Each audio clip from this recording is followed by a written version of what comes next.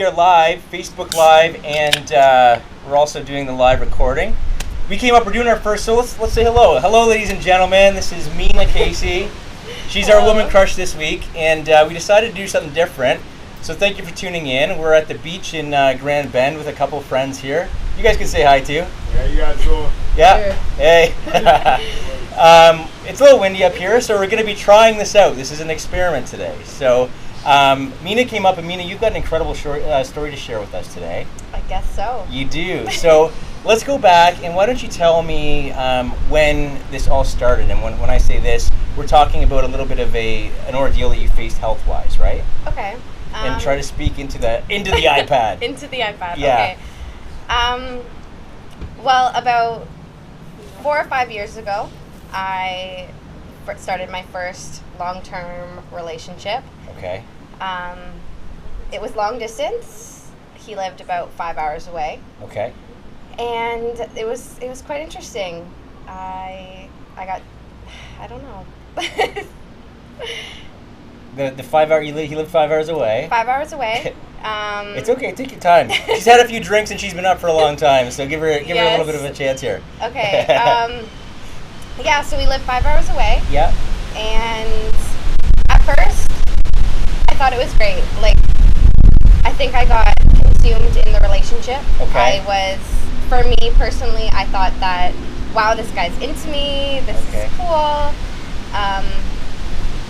And were you living in London at the time? I was living in St. Thomas. I was St. in high Thomas? school. Okay.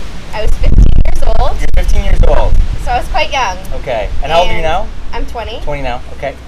And are you single? Just for the. I am single. Okay. So men watching, Yes. Mina's single. I am single. Okay. Yeah, it was. At first, I thought it was great. Yep. But I was young. Yeah. I didn't realize the signs that were like per se negative. Okay. Was this mental health signs, or what kind of signs were negative? Just to be a little more specific. Just in regards to the relationship. Okay. Looking back on it now, it was quite toxic. Okay. Was this your first serious relationship then? My first serious relationship, yes. Okay, and you're pretty young. I mean, I think everybody goes through a learning experience with that first really serious relationship. Yeah, you're 15, someone takes interest. Yeah. And, well, I fell in love with him. Okay.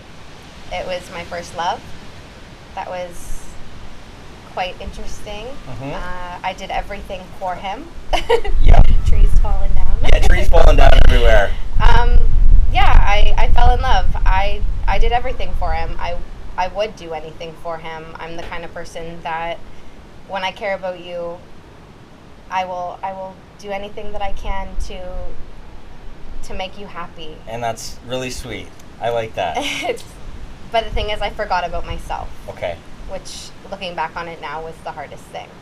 And I didn't realize how much I forgot about myself, really, until a few days ago. Okay. Actually. Really? Before the relationship. Yep. I loved who I was. I didn't care what people thought. I had a lot of my dad's personality in me. He doesn't care what people think. That's who I was. I just kind of lived my life and went about it. But then after, I didn't. I lost all that love for myself.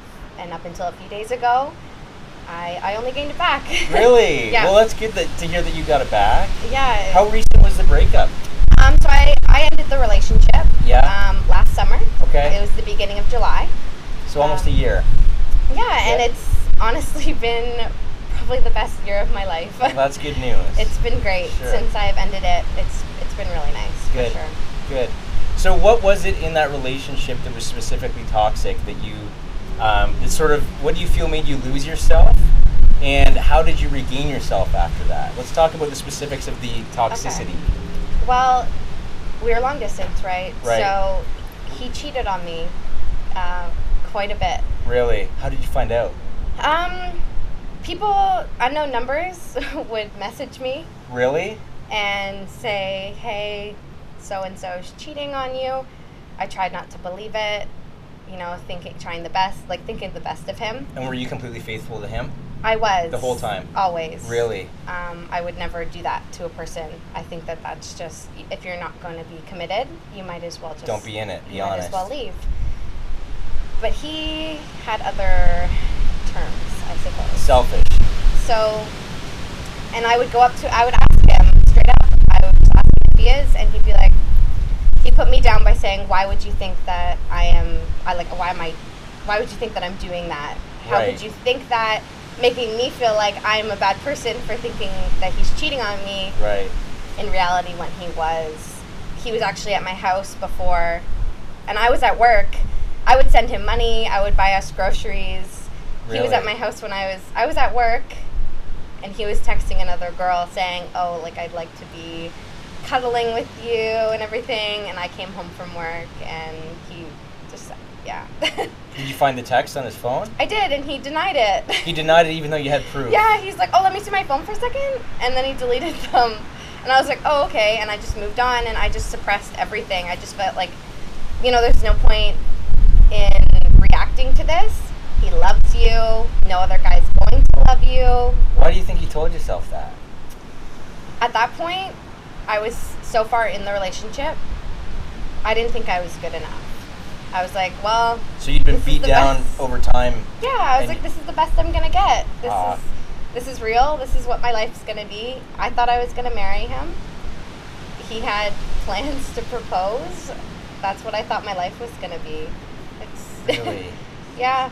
So when you decided to leave after all of this, what made you finally decide that you'd had enough? It was a turning point for me. We had just got a new house. We started renting this house, and hadn't even lived in there for about a week. And one night he just got really angry, started threatening my life, his life, and my dog's life. And Wow. I couldn't deal with it, so I ended up calling the police, and that was probably the scariest night of my life. I didn't know how I was going to make it through. It was pretty hard. Yeah. So he threatened your life and your dog's life? Yeah, so at the time, during the relationship, I ended up suffering from depression. Okay. For about 4 years. 4 years of the relationship? Yeah, which was basically the whole relationship. Right. And during that time, I got like at such a low point, and sorry. That's okay. Take your time. I don't know. He didn't care. He would say, just go ahead, go kill yourself. Wow. Really? He said that? Yeah. So at certain points, I tried. Tried? To kill myself. So you have attempted suicide before? And the only reason I didn't follow through was because he ended up coming in and stopping me. Which is an ironic situation. Yeah. Being the one. If he sees this, he will probably think I'm a terrible person. Okay, well, we're not mentioning names here. You're just sharing your experience. Yeah. Okay? Don't be afraid. You're just telling the truth. Yeah. It's okay. But... So how did you deal with the depression when you realized that after you attempted to take your life through suicide, did you get help? No, actually. How did you get through it? So I've never been one to talk about my feelings. Okay. My parents would say, go talk to somebody. My mom's a social worker, so Right. she would say, go talk to somebody, it'll help. For me, I couldn't. I never felt comfortable talking to people about it. My family was incredible. My brother and my parents, they're the closest people to me. They helped me out through it. But honestly, the thing that saved me was probably nursing school. Good. I was preoccupied Right. caring for other people, so I didn't have to think about myself. Right. So that helped, as well as I got a dog, my little Charlie. Yeah. And I had something else to take care of. So I couldn't leave this world leaving him behind and not knowing what could happen to him. Right.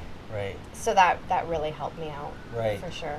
And now you're in nursing, helping other people. So do you feel like you have purpose? I mean, it's a very selfless thing to do. Yeah, I think honestly, nursing is definitely my calling. It's definitely where I'm supposed to be. Right. I get so much joy in helping other people and just meeting so many different people. It's great. Like, you meet so many different people in the community, and all different ages. They can be older than me or younger than me, and absolutely anybody, and they all have their own story. Yeah. And I don't think that my patients realize how much they have an impact on my life when, like, I'm helping them in Right. reality. You know, I'm their nurse, but Right.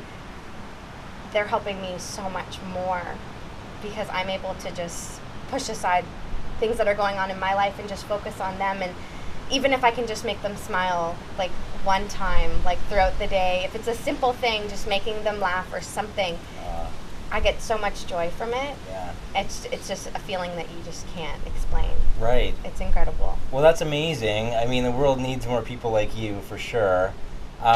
You said that you got to a point now where you do love yourself again, right? Yes. Okay, so how did you, coming from a low point where you didn't feel, you felt like you had to live for your dog, basically, and for other people that were your patients, Yeah. how did you find love for yourself again?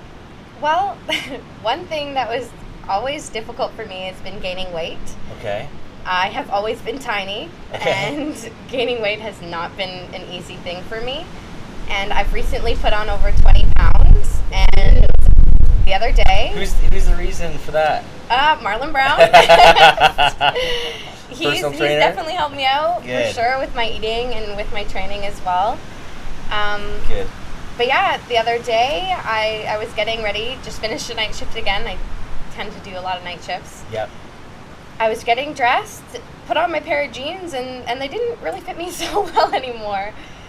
So yeah, I just got ready, and I looked in the mirror, and it was weird. It was a really weird feeling. I just, like, I'm a great person, and I love what I look like. I know that it's hard to accept, like, you can't change what you look like, right? No. But it was weird. I've never experienced it before, and I just realized how much I actually do love myself and who I am. Good for you. It was pretty cool. That's very cool. That's an Yeah. aha moment, right? It was pretty great. Awesome. So That's amazing. And I mean, through this whole process, do you think are you ever scared that you're going to get depressed again? I mean, sometimes when you go through a depression, it tends to accumulate and come back potentially. yeah, Are you more equipped now to deal with that if that happens? I think so. Yeah. I think that if something was to happen in my life, that was to pull me back into that spot, that I would know how to kind of cope with it better. Right. Me and my parents, since I moved out when I was 17, and since then I've been supporting myself. Mm-hmm. And Good for me and my parents have an incredible relationship. you. Awesome. Me and my mom were best friends. I can tell her everything and anything. She probably doesn't want to hear everything sometimes. Right. But she listens, and she never judges, which is really good for me. Before, when I was first, like, entering, like, depression, I didn't have the greatest relationship with my parents because I Right. was living at home. And I think that's just because we are so alike, and we would kind of butt heads. Sure. But yeah, my family, they're incredible. I don't know what I would do without them. My brother, if I am having a hard night, I can call him. Even if he wants to go to bed early one night, he'll understand. He can hear it in my voice. He'll be like, come on over. We'll hang out for a little bit. Yep. And instantly I feel better when I hang out with him. Good. So they're really my support system for sure. Is good. So you have a good support system in place. Yeah, That's for sure. Amazing. Is it genetic at all, or are you kind of? Yep, Yeah? definitely. Yeah. So this is something that's kind of, Yeah. Obviously your family has had to deal with, and you might potentially have to deal with when you have kids as well. Yep, for Okay. sure. Both my parents have suffered Yeah. from depression. Did they Yeah. know about the time when was it just the one time that you attempted suicide? I know it's tough to talk about, but it's going to help people out there too, right? It was more than once. Okay. And I remember one time when I did, my mom showed up at my house at 2 a.m. in the morning Yeah. because she knew that I was upset. And Right. she was there right away without hesitation. And it sucks, like, going through that. It's scary. I Yeah. never thought that I would like experience those kind of thoughts. Right. Haven't had those kind of thoughts in, I mean, so long. Right. It's great. Yeah. But it's scary when they do happen. Do you have any advice for someone that might be having those thoughts right now? Don't act upon it. Yeah, because Don't do it. you're in a good place right now, right? Yeah, it will get better. I mean, people tell you all the time, like, it will get better, and you're like, okay. It sounds Really? kind of cliche, right? Yeah, and you don't believe it, but it will get better. Yes. It honestly does, and when it does, it's great. Yeah. Awesome. And you're so thankful to be able to be here. Yes. You know, it's quite incredible, I think. Well, I know I'm happy you're here today. I know these guys are. We had a pretty fun day at the beach for a little while. Paulie came out, went swimming, the crazy maniac. So let's get into, I know that you have you've had some struggles with some health as well. Yes. Are we okay to talk about that? Yes. Okay. Okay. So do you want to explain what it is that you've had to live with? Okay. So when I was 6 years old, Yep. I was diagnosed with supraventricular tachycardia, or SVT for Okay. short. It's a heart condition. My heart would beat, a regular heartbeat for a regular person is, 80-ish beats per minute. Mine would get above 300 when I Wow. would have these episodes. And took quite a while to figure out what was going on. But once the doctors figured it out, took a while to catch it. I would end Yeah. up at the hospital, and my heart would go right back to normal before they would be able to catch it. So how long sorry to interrupt you, but how long did these episodes last then? It depended. It could last from a couple minutes to an hour. Like, Wow. it all depends. Not life-threatening, but very uncomfortable. Right. Me being so tiny, you could see my heart beating through my chest. Wow. When I was young, I would get really nauseous when I was young, and just kind of lightheaded, and just because your blood's not pumping properly. Right. So in 2012, Yeah. well, actually before that, I went on all the different beta blockers. Those are to slow your heart rate, to kind of keep it pace. They would work, and then my body became kind of immune in a Right. way, and they would stop working. I didn't like the side effects. I was a young girl. I didn't want to take them, so sometimes I would skip it. Looking back now, being Yeah. a nurse, that was quite dangerous. Really? for To me, be skipping the medication? to skipping the beta blockers. Yeah. Whenever I give a beta blocker, you have to take the blood pressure first. Never did that. Never took a blood pressure before taking my pills. Right. So looking back on it, it's a little frightening. But you But got through it. I got through it. Yeah. Went through all of them, basically, and they worked for a while, and then they didn't. So then I ended up getting a cardiac ablation in 2012. I was put asleep for that one. Okay. I was cured for 11 months. 11 months. Great, 11 months. I was a track runner at that time. Wow. I was a long distance runner, loved running, Yeah. cross country, and it was great. But then I started blacking out during races, so it was too embarrassing for me to continue to run. So I gave up something that I loved. Looking back on it, it's kind of sucks because I can't run anymore Yeah. because I gave it up. You kind of stop doing it, you lose it, right? Right. But then in 2015, I think 2015, I was going to be starting nursing school, and I didn't want to have this heart condition anymore because it did come back. Right. And so I couldn't really do any physical activity, and that was hard for me because I was a really active person, and I like to be active. I wanted to work out. I wanted to do different things, but I couldn't. My body just wouldn't allow me to. So then I went to my cardiologist, explained all my symptoms, went through wearing a heart monitor. Couldn't catch anything on the heart monitor because my heart is just very temperamental. It has a Really? mind of its own, doesn't work. So I just explained everything, and he's like, okay, we'll go in again. We'll try it again. In 2015, I ended up having the cardiac ablation again. This time, hoping for better results, they said you'd be awake for the surgery. I said, okay, that's fine. I asked if I would feel anything. They said, no, you shouldn't feel any pain. You'll feel pressure for the catheters going up and into your heart. They didn't sedate me enough, so I felt everything. Oh my goodness. That was quite difficult. Was that painful? the most pain I've ever experienced. Oh my God. I can't quite explain it. It was scary when they had said, okay, we're going to turn on the machine to start cauterizing inside my heart. And I'm watching the surgery where the catheters were on the screen. Yeah. Wow. But I didn't want to say anything because I wanted this to be done. I wanted to be cured of this condition before I started nursing school. I didn't want to have this problem anymore. So I just kept my mouth shut. Actually thought of poutine during the surgery. Hey, good call. Because I was like, hey, what should I eat after this? I'm going to get my brother to get me some poutine. Yeah. So, yeah, that's what I thought of. And I just pushed through. Used it as a learning opportunity. I thought, you know what? I am going to be a nurse. Use this so then when you have patients who go through the same thing, you can explain to them. You can kind of put yourself in their shoes and understand what they're going through at that time. Right. So that's what I did. And a few hours later, it was done. I got my poutine. Good. Was it just a regular poutine? I think so. Yeah. Looking back, it was good. It was. Good. I think it was Smokes poutine. Yeah, It was yummy. Right on. And I was cured for a year and 4 months. Yeah. Oh. Oh damn. It's okay. I actually got a tattoo on the back of my neck. Okay. It's my heartbeat. Really? Can I see it? Yeah, it's just Oh, there. very cool. Yeah, it looks a little different. Yeah, so that's from my ECG from before I had any surgeries done. Right. And got that done. 1 month later, my heart condition came back.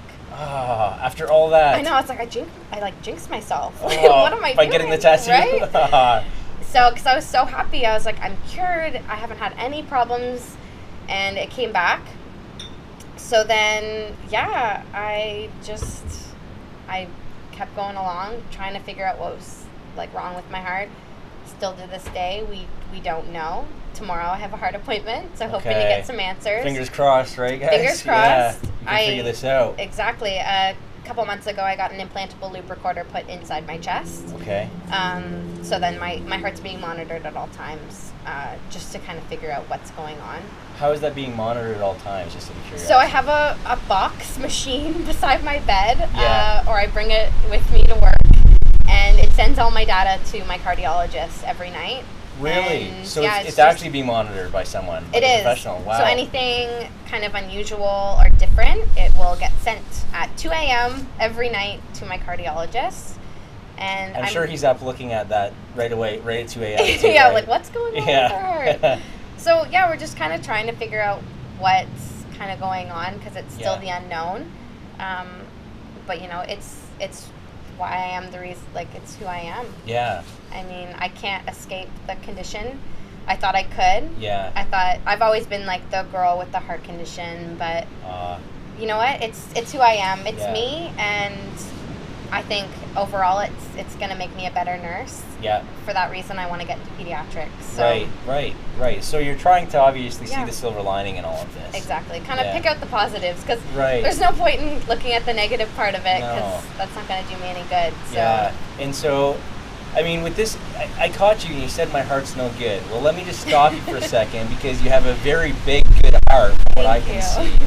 You're a wonderful young woman and you don't deserve this. I don't think. I mean, there's many people that don't deserve what they're going through, but I really don't think you deserve this. And I hope we find out tomorrow what it is. Thank you. You're welcome.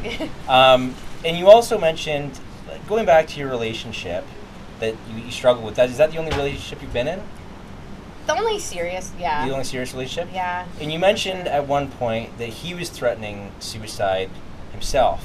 Yeah. How did you deal with that? Because I feel like I'm getting some signs of mental illness coming from your past partner. Yeah, so he knew that I was suffering like from depression, and he knew that I did get suicidal at certain points. He was very manipulative, and knew where to kind of poke your buttons. Exactly. Yeah. So, yeah, certain times he would get really, really angry. Was he ever abusive? Like yes, physically? Yes. He was. Yeah. Looking back, I didn't think it was wrong. I thought, I'm fine. Like, it's okay. Like, yeah.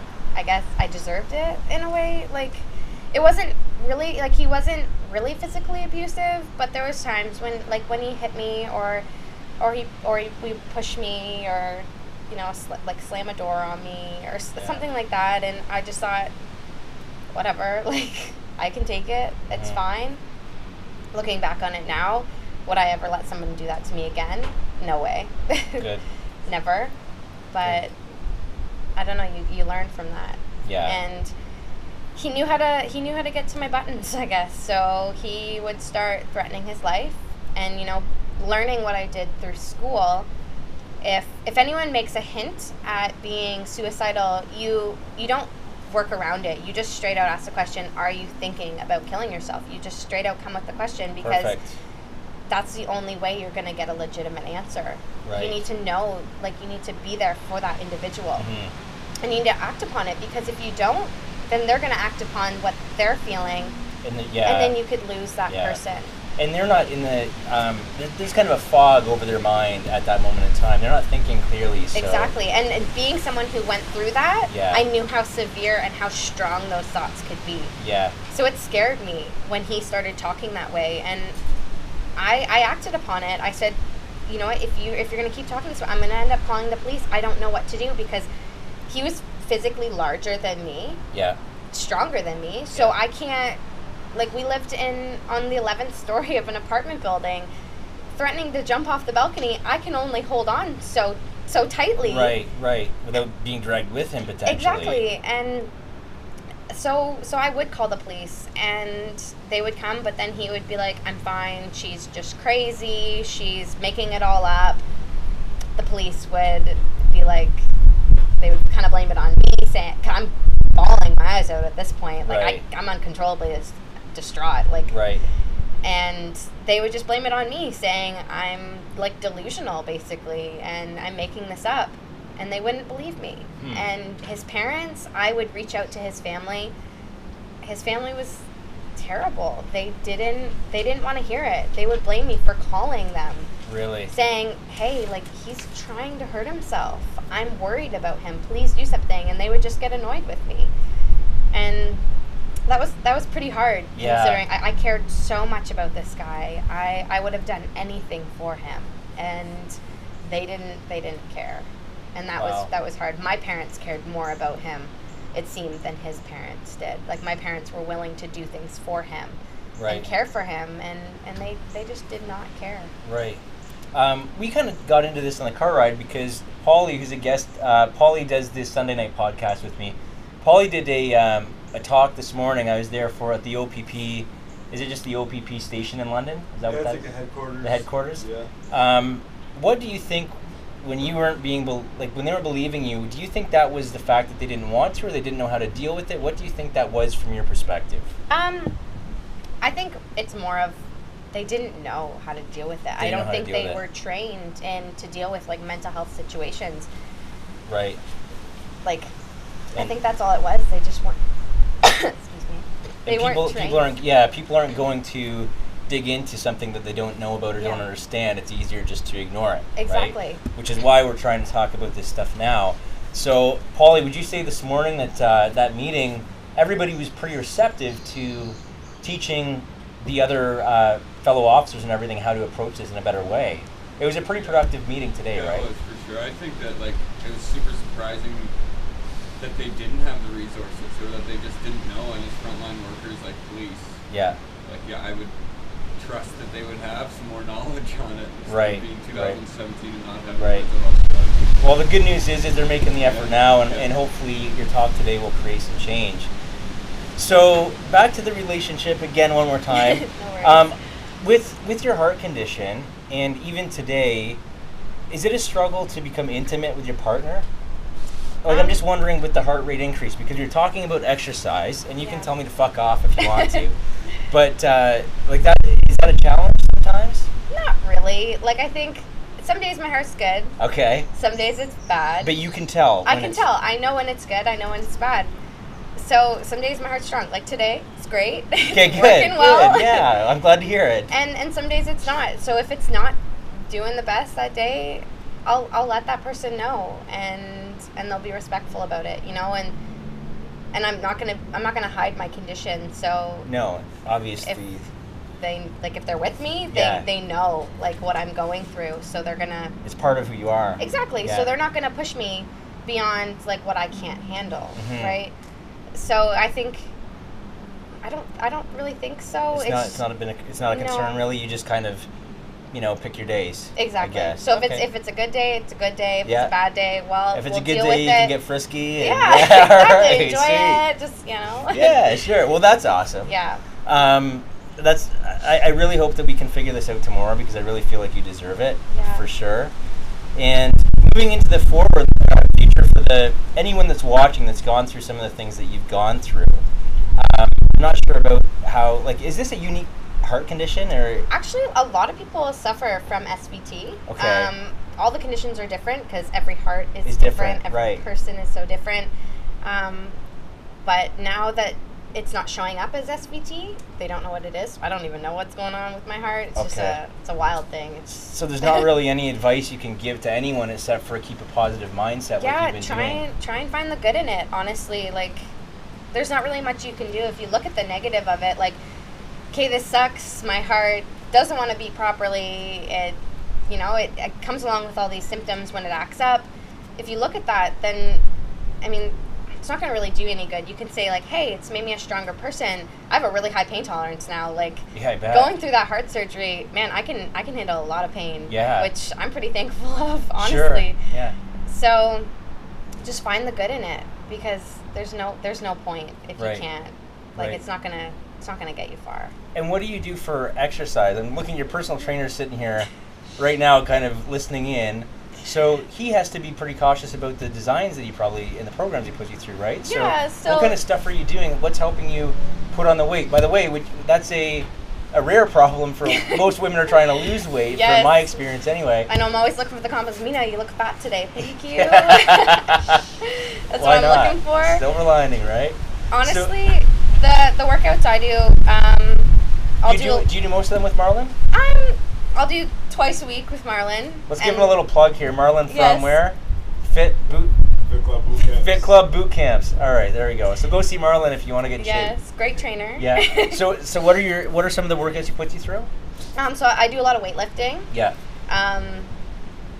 Yeah, like all different body parts. Is it like a circuit training kind of? No, you keep it low intensity or? It's more so of a high volume program. Sometimes we'll switch back and forth between a power based type complex. So we do a lot of lower upper body, Yeah.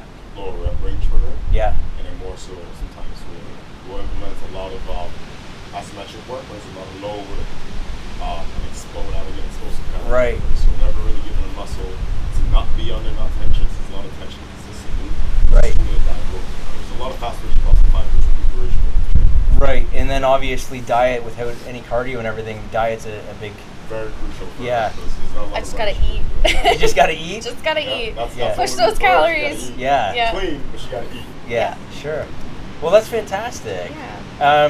What are your plans for the future now? I mean, obviously, you seem like you have a tremendous passion for what it is that you do in the nursing field, and that's Yeah. fantastic.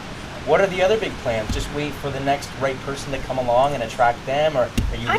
What's your plan here? I don't know. I think I'm just gonna kind of live life. Yeah, I like that. I was born in Melbourne, Australia, so Oh, cool. I wanna go back there and see my family. Honestly, How did you end up here from Australia? my mom's from here, Okay. and my mom's family's here. Moved here when I was a baby. Yeah. But all my dad's family's back there, and I still got the dual citizenship. So I Awesome. want to go back. I want to experience what it's like. I love it there. Like from the few times that I have been there and visited my family, I feel close there. I feel like it's home. It's weird because Yeah. I've grown up here, but when I go there, I feel comfortable. I feel at home, and I really want to experience it more. I want to learn more of my background, my culture, and honestly, I just want to kind of experience life. I want to travel, Yeah. and my goal is to get into pediatrics Yep. for sure, and like work with children, Yep. and just I don't know, just live, Just live. enjoy life. Well, they're all great goals, and it sounds like you're in a much better place. And For sure. you're enjoying your single life, so I don't know if Yeah. I'd rush into anything just yet. No, not Yeah. yet. I think I'm just gonna enjoy it. Like, Sure, yeah. Once you get into a relationship, I mean, you're just kind of stuck, you know. So it's like, Which why can not? be good, right? Which can be yeah. good, but then you're never gonna get that time back on your own. To do with the things you wanted, the traveling and all that, Exactly. the bugs. So Yeah, I get the feel bugs like out of the way. enjoy my time alone, enjoy myself, be comfortable being like by myself. Yeah. Because I live alone right now and I love it. I'm Okay. like, I can leave something in my house and I'm like, hey, it's right there when I come home. It's great. Sure. So Sure. I'm just gonna enjoy it. Awesome. Because why not, right? Awesome. Life's so short. Just enjoy it. really is, while, right? While it goes. It really is. And sometimes you experience these things like depression because the sweet just isn't as sweet without the sour, right? And Yeah. you seem like you're in a really good spot. Yeah. Really happy for you. Thank you. Come up anytime and enjoy the beach day. For sure. Same with the rest of the guests that have been on the podcast. I mean, come on up, let us know.